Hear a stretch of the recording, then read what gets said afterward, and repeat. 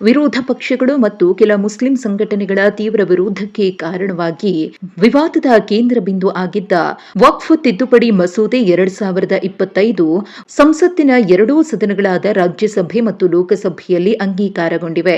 ಸುದೀರ್ಘ 12 ಗಂಟೆಗಳಿಗೂ ಅಧಿಕ ಕಾಲ ನಡೆದಂತಹ ಚರ್ಚೆಯಲ್ಲಿ ವಕ್ಫ್ ತಿದ್ದುಪಡಿ ಮಸೂದೆ 2025 ಅಂಗೀಕಾರಗೊಂಡಿದೆ.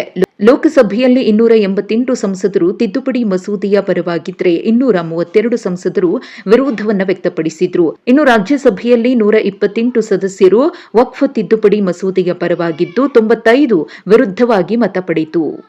ಉಭಯ ಸದನಗಳಲ್ಲಿ ಅಂಗೀಕಾರಗೊಂಡಿರುವಂತಹ ಈ ಮಸೂದೆಯ ಭವಿಷ್ಯ ರಾಷ್ಟ್ರಪತಿ ದ್ರೌಪದಿ ಮುರ್ಮು ಅವರ ಅನುಮೋದನೆಯ ಮೇಲೆ ನಿಂತಿದೆ. ರಾಷ್ಟ್ರಪತಿಗಳ ಸಹಿ ಸಿಕ್ಕ ಬಳಿಕ ಈ ಮಸೂದೆ ಕಾನೂನಾಗಿ ಪರಿವರ್ತನೆಯಾಗಲಿದೆ. ಇನ್ನು ವಕ್ಫ್ ತಿದ್ದುಪಡಿ ಮಸೂದೆ 2025ರಲ್ಲಿನ ಪ್ರಮುಖ ಅಂಶಗಳು ಏನೇನು ಅನ್ನೋದನ್ನು ನೋಡೋದಾದ್ರೆ, ಎಲ್ಲಾ ವಕ್ಫ್ ಆಸ್ತಿಗಳನ್ನ ಕಾಯ್ದೆಯ ಅಡಿ ನೋಂದಣಿ ಮಾಡುವುದು ಕಡ್ಡಾಯವಾಗಿರುತ್ತದೆ. 6 ತಿಂಗಳ ಒಳಗೆ ಆಸ್ತಿಯ ವಿವರಗಳನ್ನ ಸಲ್ಲಿಕೆ ಮಾಡಬೇಕು. ಹಾಗೆಯೇ ಪ್ರತಿ 5 ವರ್ಷಗಳಿಗೊಮ್ಮೆ ವಕ್ಫ್ ಆಸ್ತಿಗಳ ಸಮೀಕ್ಷೆಯನ್ನ ನಡೆಸಬೇಕು. ಇನ್ನು ವಕ್ಫ್ ಆಸ್ತಿಗಳ ರಿಜಿಸ್ಟ್ರೇಷನ್ ಮತ್ತು ನಿರ್ವಹಣೆಯಲ್ಲಿ ಪಾರದರ್ಶಕತೆಯನ್ನ ಕಾಯ್ದುಕೊಳ್ಳಲಾಗುತ್ತೆ.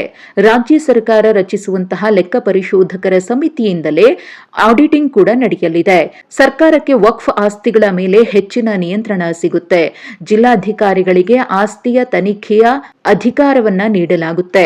ಡಿಸಿ ಮೇಲ್ವಿಚಾರಣೆಯಲ್ಲಿ ಕಂದಾಯ ಕಾನೂನುಗಳಿಗೆ ಅನುಗುಣವಾಗಿ ಸರ್ವೆಯನ್ನ ಮಾಡಲಾಗುತ್ತೆ.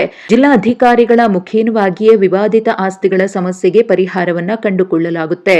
ಕೇಂದ್ರ ರಾಜ್ಯ ವಕ್ಫ್ ಮಂಡಳಿಗಳಲ್ಲಿ ತಲಾ 2 ಮಹಿಳೆಯರು ಇರಬೇಕು.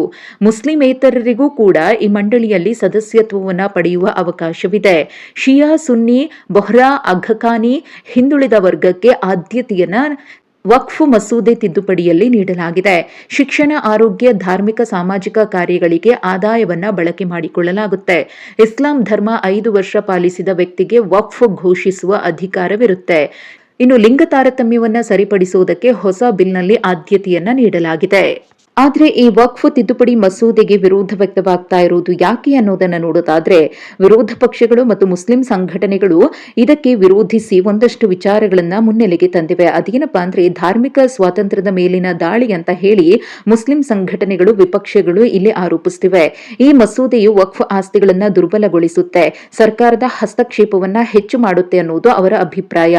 ಹಾಗೆಯೇ ವಕ್ಫ್ ಮಂಡಳಿಯ ಮಸೂದೆಯು ತಾರತಮ್ಯದಿಂದ ಕೂಡಿದ್ದು ಸಂವಿಧಾನದ 14, 25 ಮತ್ತು 26ನೇ ವಿಧಿಗಳ ಅಡಿಯಲ್ಲಿನ ಮೂಲಭೂತ ಹಕ್ಕುಗಳ ನಿಬಂಧನೆಗಳನ್ನು ಉಲ್ಲಂಘಿಸುತ್ತದೆ ಎನ್ನುವುದು ಕೂಡ ಅಖಿಲ ಭಾರತ ಮುಸ್ಲಿಂ ವೈಯಕ್ತಿಕ ಮಂಡಳಿಯ ವಾದವಾಗಿದೆ. ಇನ್ನು ವಕ್ಫ್ ಮಸೂದೆಯ ಪರವಾಗಿ ಸರ್ಕಾರ ಏನ್ ಹೇಳುತ್ತೆ ಅನ್ನೋದನ್ನು ನೋಡೋದಾದ್ರೆ, ಬಿಜೆಪಿ ನೇತೃತ್ವದ ಎನ್ಡಿಎ ಸರ್ಕಾರವು ಈ ಮಸೂದೆಯು ವಕ್ಫ್ ಆಸ್ತಿಗಳಲ್ಲಿ ಪಾರದರ್ಶಕತೆಯನ್ನು ತರುತ್ತೆ, ದುರುಪಯೋಗವನ್ನ ತಡೆಯಲಿದೆ ಮತ್ತು ಮುಸ್ಲಿಂ ಮಹಿಳೆಯರು, ಬಡವರಿಗೆ ಪ್ರಯೋಜನವನ್ನ ಕಲ್ಪಿಸುತ್ತೆ ಎನ್ನುವುದು ಸರ್ಕಾರದ ಪರವಾಗಿನ ವಾದ.